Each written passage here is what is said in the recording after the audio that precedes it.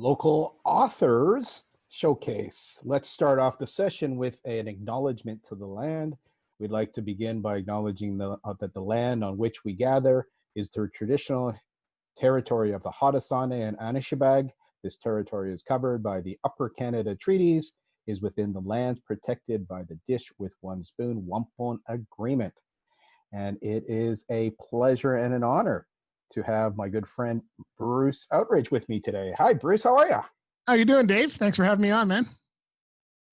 Are we online with you today? Can I hear you? Can you hear me, my good friend? I can hear you. You can hear me. We're hearing each other. There we go. And we're on Facebook Live. We're having the opportunity to share a little bit about Culture Days, which is a program from September to October, all throughout Canada, coast to coast.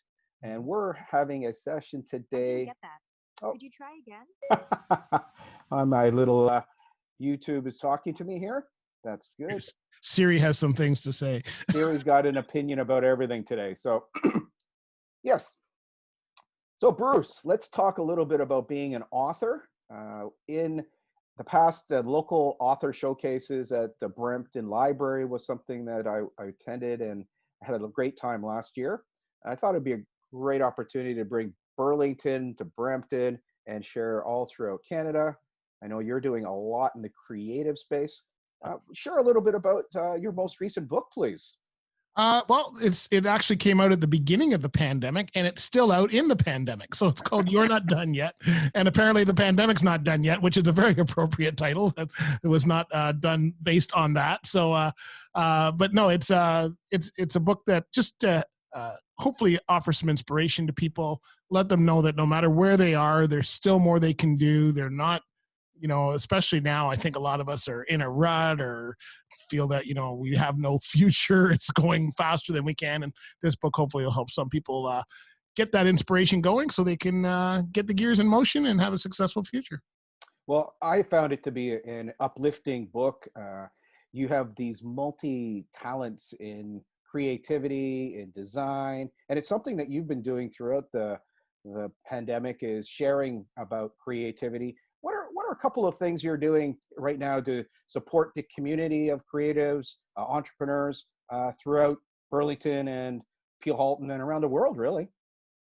Well, for this area here, I'm really strong in the Halton area because I've got not only do I have the book, which is available, but I also have a television show only in Halton. So I apologize for those of you in Peel can't see it. But it's in Halton. It showcases youth in the community, and the community partners will work with them. And of course, I focus a lot on artists and music and that kind of thing, because those are some of my big passions. So that, and I've got a couple podcasts out, and I've got a radio show, and always going on for Culture Days. What gets you to do all those things? Like, yeah, many people right now during the downtimes of COVID, they can barely get out of bed. What is perhaps the motivator or the inspiration to not only be creative, yet also to support the community, to work with youth? What's your driver? Actually, so I don't get depressed. To be honest with you, when I have nothing to do is when I actually, and I think everybody's got to know themselves, but for me, when I have nothing to do is usually when trouble starts. I get very depressed. I think that, you look at your calendar, it's empty. You look at your bank account, usually it's empty. You look at all kinds of stuff and you're going, man, like, this doesn't look very good. So at least if I keep producing content and keep moving, keep trying to improve whatever I've got on the table, it may not bring money in right away, but at least it keeps you moving forward, and down the road, hopefully it brings you to success. And if nothing else, you're going to learn probably a new program or a new way of doing something. You might surprise yourself and bring out some talents that you didn't know you had. And so, and if you get a product at the end of it, much like the book, you just finished writing a book as well. If you at the end of it, even if you just write a short story about your life every day, you come out with a book at the end. Now, whether that's going to be a top seller, you're not going to be Steven Spielberg or somebody like that, but you might just have something that you can offer, and it springs off to something else, whether it's a speaking career or sales or what have you. You just did the same thing with your book, right? Why don't you tell us about your book that just came out? Because you're a fellow author. We came out at the same time. Well, the idea there is if you don't create, you get depressed. Well, I actually wrote my latest book, Get 2020 Vision, and it really is the mental wellness edition. And it taps into some of the things that we've talked about when we get together, because it is fun to not only create, to do art, to make music. It's fantastic to collaborate with people, to co-create, and it can be a way to express frustration, anger, depression, and happiness, joy, and passion. So we really are emotional beings. And wouldn't it be cool that what people were thinking of as a weakness, perhaps a vulnerability, can be transformed or transmuted or shifted to something that can make a difference or help people? And that's sort of what I did in Get 2020 Vision. It's a story about different types of journeys that people have with mental wellness and also mental illness. And I bring in depression and loneliness and suicide as topics to discuss as opposed to topics to suppress. Yeah, well, right now, as you know, because you're in that space now, that suicide and depression are one of the big problems that we're having. We were having it before, but it's even worse now that the pandemic started. And it's funny because I was just looking at a program this afternoon, and it was saying, the one way to solve that is to go and help somebody else. And so for us, because we're authors, one way of doing that is by writing a book. We're hoping that helps somebody else. So in a way, that's a way of battling depression, which is what it works for me. I don't know about anybody else, but it certainly works that way for me. That is part of the book that actually I've got a little exercise, which I know you do too. You ask questions in your book. You want people to engage with your book. When I was reading your book, it was like, it's a type of book that you also want to sketch, you want to write things, you want to underline things. And that's still one of the things that's very different between having a digital book versus a physical book, is that you really can engage with it, and writing in it or drawing in it is part of the process. And I understand during the pandemic, you've also been teaching art online and sharing different ways for people to connect with their inner creator. Yeah, I was doing some, when the pandemic started, of course, the kids were bored and I was trying to save the world by doing some art classes for kids. I did that for about 2 months, figuring the kids would go back to school or go out for summer break, and they didn't really do that, but I did them till the end of June. So we did basically 2 or 3 months of classes. Now I'm teaching art classes, physically art classes, for a very small group in Oakville. So, the art classes, it's a way of giving back. So you give back by doing the art classes. At the same time, you're benefiting from whatever promotion, people seeing your name. And I think for me, the big thing during this pandemic has been to connect, right? So we've done a lot of things, whether it's connecting with customers, connecting with people in the community, just letting people know we're there. Not trying to sell anybody anything, but just, in fact, it's cost us more. We haven't charged anybody anything, but it's nice to connect. And hopefully at the end of this, when there's an end of this, we come out and people remember the people that stayed with them during the bad times. And I think that's, I know that a lot of other businesses are doing that. That's one of the things we focused on for sure. One of the things that Culture Days is attempting to do is to bring people, creators, musicians, dancing, different types of culture events. In fact, one of the things that in the very first day, they threw out just an opportunity for us to color in a page. And it's really weird, but this is the type of thing that I probably haven't done it for 20, 30, 40 years. I can't even remember any time. Like, just drawing this took me over an hour and a half, yet what I ended up doing was going to a park on Friday afternoon when it was beautiful and just start coloring it in. Yeah. And it's very good because you're outside. I actually did that on Saturday, and I actually went and did I like to go and find like a stream or somewhere and just sit there and have my headphones on. In fact, a couple people spooked me because they were walking on the path. I didn't realize they were coming in. I had my headphones on and listening to music, and I'm so engulfed in this path that I've been doing. But that's one of the things that I usually do that now as a hobby, to go out and draw landscapes. And I haven't actually did it. I did it at the beginning when we first started the pandemic, and then got so busy that I never got out until now. So I went out the other day to try and relax, and I need to get out again, especially before fall ends, for sure. Well, it's something that you also do as part of your life journey and the creative juices that you have with your life is that for a number of months, a year, you go off to the Caribbean and you Yeah. continue to collaborate, connect, create, Yeah. relate. Tell us a little bit about what your summer plan or your winter plans tend to be. Well, the winter plan is hopefully still going to be the same plan where we go to the Caribbean. We're watching what all the countries are allowing right now, so that's our dilemma. But no, I mean, we go away. We go away for a couple months at a time, so it's not like you can shut down your business. We used to do that when we went away for a week or 2 weeks. We used to just close the door, put a sign on, say, "Sorry, we're gone. Be back later." And now you can't do that. Now you have to actually keep things moving. But we built a lifestyle business that we could work from anywhere. And so, you just find ways to work from wherever you're going. And if you can do that, you find ways to create content while you're there because content never stops, especially in a business like ours, which is all media and content creation, right? And so you go to the Caribbean, and again, this idea, what we're just sharing with people, going to nature, go do some drawing, some painting, some sketching. You're doing that on the beach, and you've created a lifestyle uh, company, yet also a lifestyle that infuses really good weather during the winter. Now, before you did that, like I guess step people through the way that you did that, because for some people that's just so foreign, like they just can't imagine doing that. Yet first, I imagine you had to imagine it, and then you did it over a number of years, or what was the process you went through to make that happen? So I'm laughing because I grew up in Brampton where you're sitting right now, Dave. And if you've ever been there during winter, I don't think you need to imagine too hard what it's like to be sitting on a beach somewhere else. Mm. So because Brampton winter is a gold winter. No, when we started doing that, I've always traveled. So it's not like I'd never been away anywhere. My mom used to work for the airline. I've been traveling since I was a kid. 5, 6 years old. I've been always on a plane. So it's not unusual for me to go to the Caribbean. My mom's favorite place was Barbados. So that's where we've kind of ended up. And we just decided that that's what we wanted. We wanted to travel.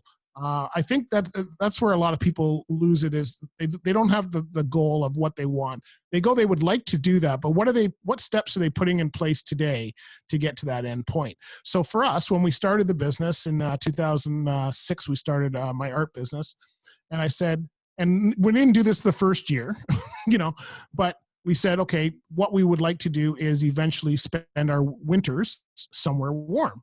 So how do you do that? Well, first of all, you got to build a business that can take you to there. Both parties have to be working the same way. So my wife, we have to kind of focus and say, okay, this is where we're putting our money. So that's what we're, save accordingly. But then when we figured out that, okay, so the business, what are we going to do while we're there? Again, a week, 2 weeks, you can shut down. You can just lay on the beach, do nothing. But when you're there for 2 months, you get bored just like anywhere else, even though the beach is beautiful. So what are you going to do? So how can you keep things going? The longer you stay there, the more income you need. You can't just keep saving and saving and saving for that. You somehow have to be earning while you're there. Investments are a way to do that. There's real estate. There's all kinds of business ways to do that. For me, it's been a way of building a business that allows you to stay working there. And we're not working in the country. We're working on stuff here, but it's all done online.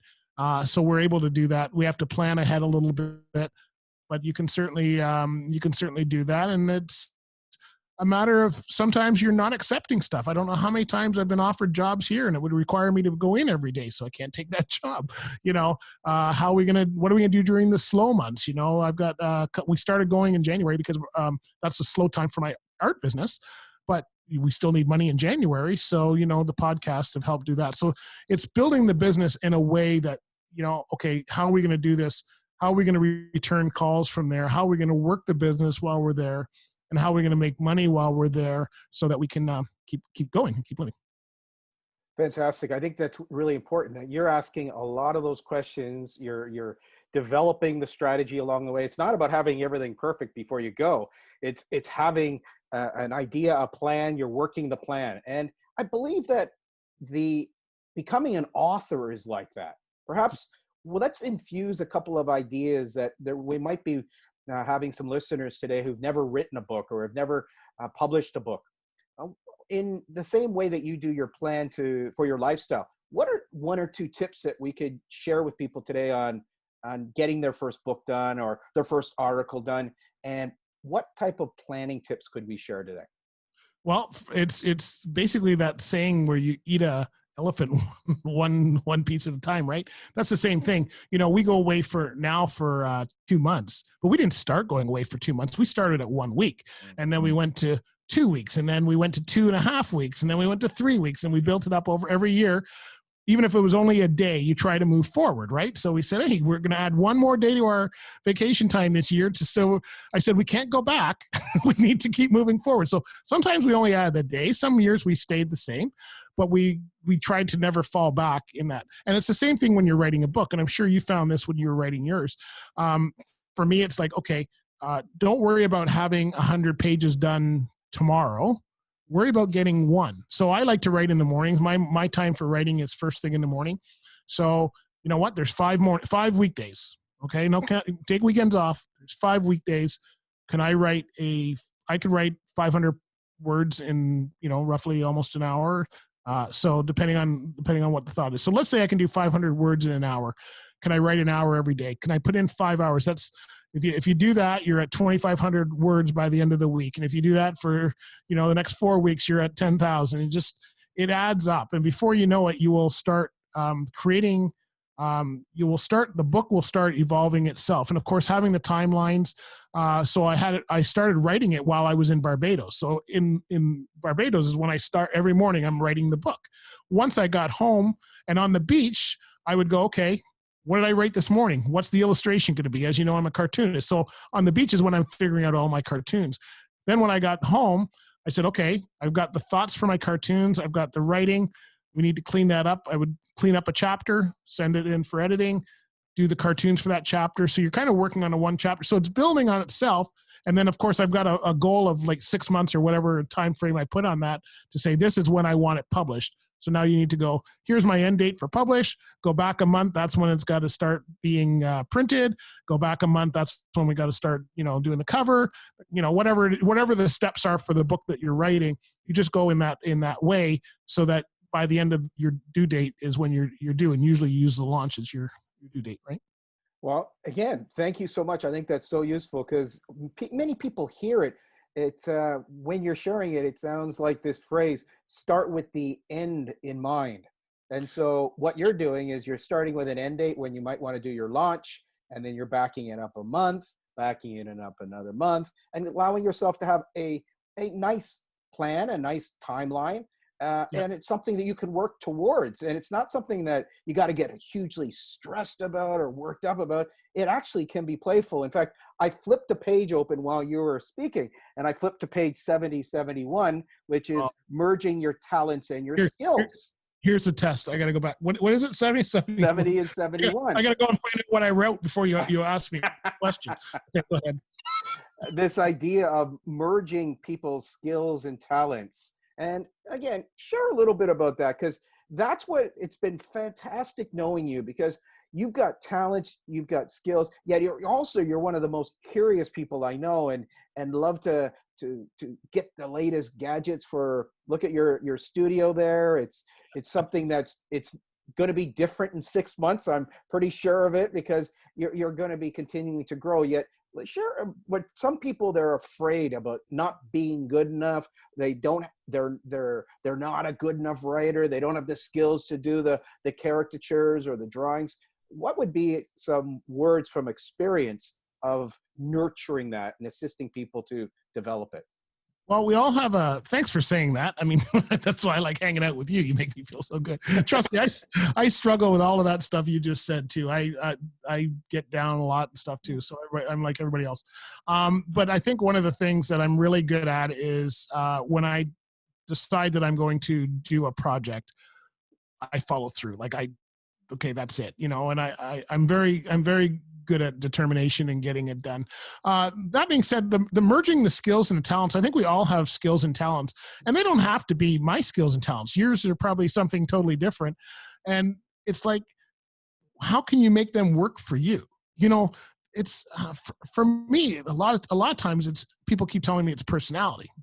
I don't know if they're just blowing smoke, but hey, they tell me I've got a good personality, and all the things that I do seem to come out in personality. So now I don't try to change my personality. When I was writing my book, Dave, you know me. If you read this book, I didn't use any of the big words. I don't even know any. It's very easy to read. It's the way I talk, right?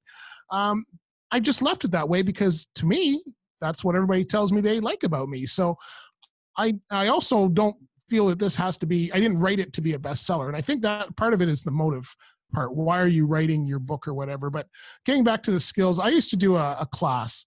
And I did it it was for an unemployment center. So I would go in and I would talk to teens about, entrepreneurship and those kind of things. And they were, it was part of their class project that I'd come in and speak. And I would tell them, I had a sheet that I'd give them and I say, write down everything you're good at. And then I said, on the other column, write down everything you like to do. And there's a lot of people, who go, well, I love to bake cakes. Awesome. I'm really good at design. Well, maybe you should design cakes. Like, there's your secret, right? A lot of times we don't look at what our talents are or what our skills are. And that could be the difference into where you make your life move forward in your career or in your business, whatever it is you're trying to do. So I always am big on merging that. I now, like this book, Dave, when you did your book, I don't know how you had it published, but I was able to do all the illustrations and everything because I have the talent of drawing and I have the talent of writing. So I'm able to use a lot of those talents for something else, but there's a lot of talents I'm not good at. Don't ask me to fix your car. Don't ask me to help you build a deck.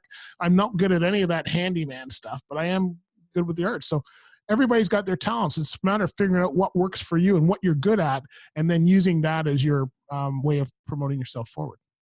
It's great. I enjoyed reading your book because it's a very practical book for people who are perhaps first-time potential writers, creatives, musicians, and anything that we're going to do. There's actually another great phraseology that I'm excited about us growing old, because both of us actually like to learn new things. Yeah. And that's one of the keys, is that when you're learning something, you've got to be a learner attitude, which means you have to be willing to be crap. Yeah. You don't expect to be a master artist when you start sketching. So that's the thing about going into it with the learner's mindset.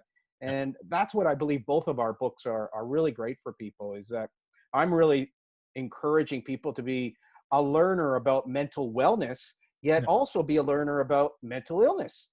And so it's not about making yourself wrong about it. It's just, there are some approaches that take anxiety or nervousness or fear or doubt, and you can give it a spin so your former weakness can actually become a curiosity. And if it becomes a curiosity, you can actually find some pretty good ways to deal with it.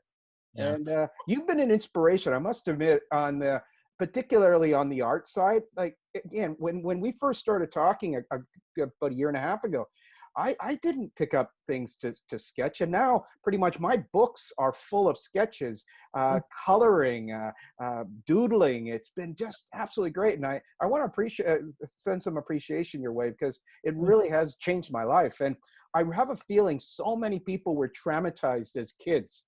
Because when I look back at my life, there was a music trauma, there was an art trauma. It happened about age 7, age 8, being mocked, feeling shame, embarrassed. And for the longest time, I never picked it up. And today, I'm sitting in front of you with this green screen that's got all these colorful pinks. Looks good. Looks really good. It actually matches your book pretty good. Yeah. Well, let's talk about your book, because did you put yours together the same way that I did mine, or? Again, I because I don't do what you do from a perspective of the art net. So yes, I like to collaborate with somebody. So I found somebody who really liked one of my first books, Awesome Coaching. And she actually came to me and said, Dave, this is such good stuff. Why don't you reposition it, reproductize it, bring it out again? And so it's from 2004. So I was able to bring out the content, part of the content, and we rewrote some of it.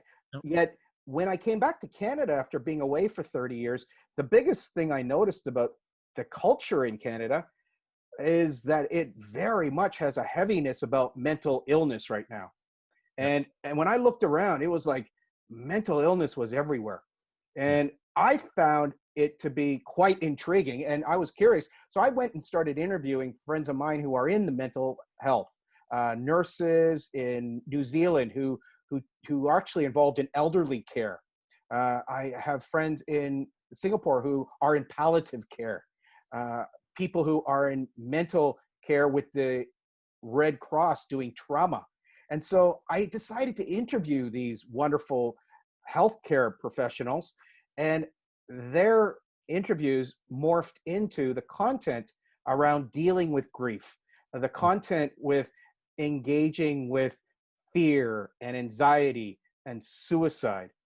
New Zealand's got one of the highest rates of suicide, and I've been a suicide facilitator in New Zealand, talking about it, conducting circles of healing for the last 15 years. So there was these experiences, and then I decided to reflect back on my professional career, which was laced with people having breakdowns, people having a post-traumatic stress disorder.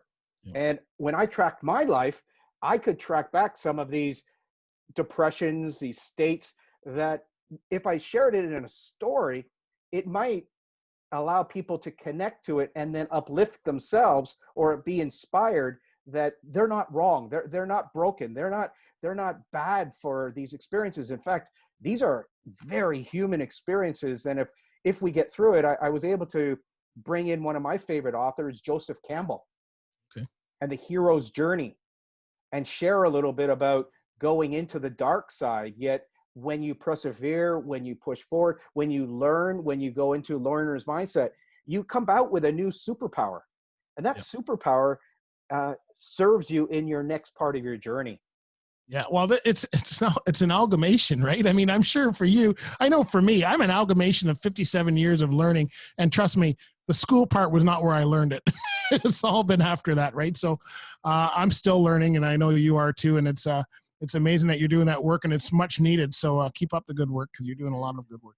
It's funny because when we're 50 and then we're 55 and when we're 60, it's like learning can become so much more fun when you choose to learn and develop and evolve with this consciousness, yet also in your case, in this creativity and this playfulness.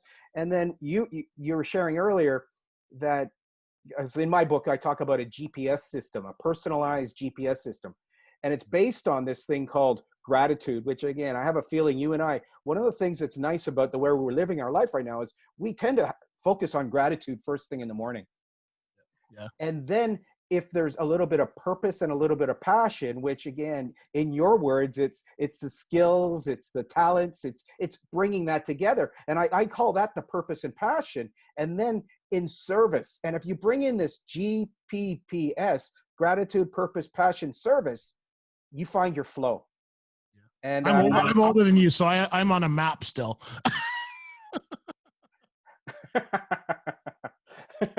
Well, I'm going to set program, different device. I drew this morning. I'm going to take a copy of it. I'm going to send it to you because I would love it, and if it works, and you can take my first little draft and you and your creativity, I'd love to share this with people because it is something that we're doing in different angles, yet it really is that last element. And I can't underscore it enough, Bruce, is people with mental illness, if they can figure out a way that part of their own healing is in the service of others, they tend to accelerate the healing. Yeah, it's true. Yeah, that's what I'm hearing today.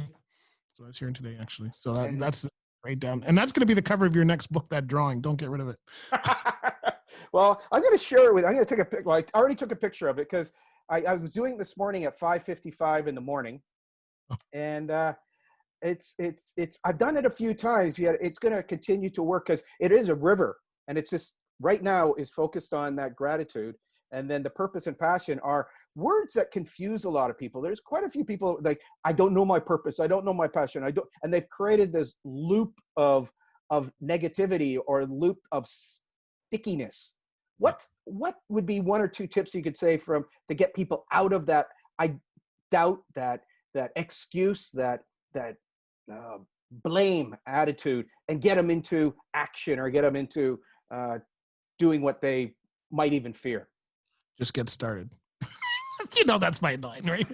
Like, I think that's what most people spend. As much as it's important to plan, most people spend too much time in the planning and not enough time in the execution. So if you I'm all about just get started. That's my mantra. Anybody knows me, I've been saying and harping that. I just started a radio station about a month ago, and it's been hell for the last month. I can tell you that. So it's trying to figure out programming, trying to figure out some new software, trying to figure out some new equipment, trying to find out. It's been totally opposite to what I've been used to doing. And I've been, I look calm now, but if you heard me last week, I was pulling, and I don't have much hair to lose, so there's not much to pull out. Just stuff going on. I thought that my radio station had gone down, find out that their server went down for a couple of days, and it seemed to be every time I was logged on. So I don't know. You got a connection request. Do you know that? Well, I'm not sure what that is, but I just saw. I asked your question, and you gave your standard answer, yet I decided to go into some of your other wisdom. Oh, and okay. I flipped to page 47. The chapter is "Live Like You Are Dying." That's great. That's a great song. That's a Tim McGraw song. So, folks, that's, I guess, again, another tip, that as opposed to seeing all the reasons why you can't do it, live like you're dying and get doing it. Like it's such a good little metaphor to get into your creativity, to get into your hopefully you're dealing with the fear, and we all are. I didn't come up. I got to give credit. That was if anybody likes country music, that's Tim McGraw's song. There's a couple versions out of that. There's that, and there's somebody else has another version similar to that. And he talks about talking to a man who's dying. He tells what he'd do, and he'd go ride a bull, and he'd go fly kite surfing or whatever it is. And I think that comes from people passing in your life. So for me, it's not that I'm not dying, that I feel I have to get all of this stuff done. But I've had a number of good friends pass away very early on, and I'm getting to their age now. And actually today is, when I think about this, and I'm not trying to bring the show down here, but my dad passed away 2 years ago today. He was 80. He passed away, and his life at the end, he was not getting out of bed or anything. So, but I think of that, and you think of my friends that have passed away with cancer or what have you, and you go, you know what? A lot of them were waiting until they either had enough money or they retired or whatever it was they were waiting for, and then they never got to do what they set out to do. So if you think of that, you go, what are you waiting for? Like, if you're not starting to do things now, like, you may not, like, let's say you want to go on vacation. You've never gone out of the country, and you go, well, okay, well, on a vacation.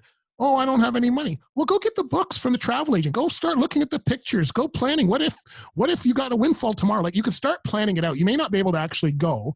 You do need to save the money or what have you, but you can start planning it out. You can start, they call it dream boards for most of us entrepreneurs, where you put all your stuff on a dream board and you kind of wish into, but start down that path. And the same way you would write a book, right? It's like, all right, let's go and get all the magazines on that area. Let's go find out what a hotel would be and start planning it out. And it might be a 5-year plan, but at least you're going down that road, and you will find, probably less than that, you will find yourself sitting on that beach or wherever it is you want to go. But if you don't start it, you're no closer, and you probably won't happen, right? So that's why I'm really big on just get started. And that one's a little extreme. A disclaimer: I'm not telling anybody to go ride a bull or jump. Like, that's not what the book is about. But I think I've noticed that in my life as we've been able to go away and we do things, picking projects that fit with what I do. I don't take on every project anymore. We take on what fits with what I like to do, and there's some projects it's not worth the time and effort. Depends what it is. I think it's great. It's called, in the world that I play in, it's called a gestalt, and it's speaking from your personal experience, and it's something that again, with you, whenever we're together, we're often speaking from our experiences. So it's a real raw, rich, and sometimes vulnerable conversation. And that's, again, why I really enjoy time with you, whether it's face to face or whether it's on a camera, or last time we even went out golfing. And it's triggering the possibility. And I think that's one of the things I quite often want to just plant some seeds, share ideas with you. And if some of them grow, they grow. If they don't, because originally, to be honest with you, we talked about doing a joint book launch a number of months ago. And so when this opportunity with Culture Days came about, and then I saw I could add events immediately, it was so easy. I said, I would love to do a joint book launch with Bruce. And what I did is I called you like less than 48 hours ago, and you had no idea how we would do it yet. That's what we're doing now. And now if we decide in 2 weeks to do a more prepared one, a more planned one, yet it was that planting of the seeds of doing a joint book launch, and it could be cool. And that's sort of what today is. As you can see, I dressed for the big black tie affair. Absolutely. but this is, I mean, if I wore a suit, Dave, you wouldn't even know who I was. When was the last time you saw me in a suit, right? Well, I imagine it would be one of your pictures that you drew next to a big rig. Well, I always wear a hat. Everybody knows me. Like, they don't even know. So I'm at a point now, and maybe it's because I'm older and I'm 57 now and I don't care anymore. I don't know, but this is me. Like, this is it. Like, and you could like it or not like it, whatever you want, but it's me. It's the way I am. So I think, and that seems to work for me. It may not work for everybody else, but it seems to work for me in life from what I've been seeing. Absolutely. Bruce, you're speaking, you're talk, and you're walking your walk. And that's the thing, that if anyone does any research into your background, and I encourage them to go online, check you out online. Like, it's Bruce Outridge. Go check out his podcast, check out his books. You've done more than one book. Yeah, six books out there. So if you, you've got a hat on there, because one of the other things I really admire about you is you have taken the time and energy to create some products. Talk about your hat a second. My hat? Oh, well, this is like cashing in on creativity hat. So it's the podcast, but it's like, I don't know. You probably know this because you're a presenter and a speaker as well. The first thing they tell you, I heard this all of March. They said, never be online with a microphone in front of your face. I've been on every show with a microphone in front of my face. The reason is I have a podcast. If I didn't have any of this equipment, you wouldn't think I have a podcast. So for me, this is me. Like, people expect to see a microphone in front of my face. And I actually have people telling me all the time, every time I see you have a microphone. Now, I'm usually interviewing them, but it doesn't matter. The point is that I'm not trying to show people something I'm not. I've figured out what works for me. People seem to like it. Whether that's true or not is totally up to them, but it seems to work for me. Yeah, I would say it's working for you, Bruce. I have a feeling every time you're with that mic, somebody wants to share it with you. You've got the cameras where people want to create some video with you. I'm going to plant one little seed for you today and just see if it grows in the next little while. And that's because I was out golfing. Thanks to you, you got me back on a golf course. This past week, I was on a course, and the guy who was the starter, 78 years old, been going to Arizona for the last 20 years, is lost right now. He has no idea what he's going to do this winter. And I guess my question to you right now, because we're going to have hundreds of thousands of snowbirders not being able to go somewhere. Is there something we might be able to collaborate in assisting snowbirders? Because it might be getting back to basics. Because my mom just did her first program ever at 80 online this past week on gardening. And so there's going to be a whole market there that are captive, yet maybe there's ways that we might be able to do some creatives or some enjoyable teaching, yet it's not like teaching. It's more engaging. It's fun. There's laughter, and there could be something that we tailor or target our wonderful Canadian snowbirds who are stuck in the snow this year. I think we might just have to. I don't know. We'll have to think about if that works. Might have to have dance parties at home or something like that for those. Maybe you can Well, neither of us can do golf lessons based on the last game I saw us play. Like we're both, but anyway, we'll see how that goes. Yeah, I mean, there's always going to, I think, well, and that's the secret though, right? You just said it. So if that's happening, what are people doing to kind of capture that opportunity? Because it's not going to be here every year. Trust me, as soon as they open Florida again, they're gone. So, what are you, the people who are sitting around going, what can I do? What are you doing? I'm just reworking my radio starting next week. I'm going live every day on the radio station because that's going to be something as it gets colder. We're not going to be out golfing. That's people are going to be sitting around a bit more. So hopefully that's going to capture and build my brand at the same time and build the station. So what are you got to think about, and what you just said, like, okay, you already know that people will be sitting around more. You're perfect because you're taking care of your family. So you can be saying, what are you guys interested in? And maybe creating some courses or something to go with that, right? I'm looking forward to it. Last time I attempted to teach my folks, and one of the reasons why I went to India to become a yoga instructor. And before that, I couldn't even touch my toes. And so I go off to India. I become a certified yoga instructor. But neither one of my parents really liked it. Yet what it did do, though, is it triggered my mom to go and find a really fun exercise class. And so since then, I've brought in not only chair yoga, but also laughter yoga, and also some really simple poses that can really be about vitality and flexibility and resilience. And so that's a little bit what I might be experimenting. I'm doing some construction right now. I'm creating a little studio.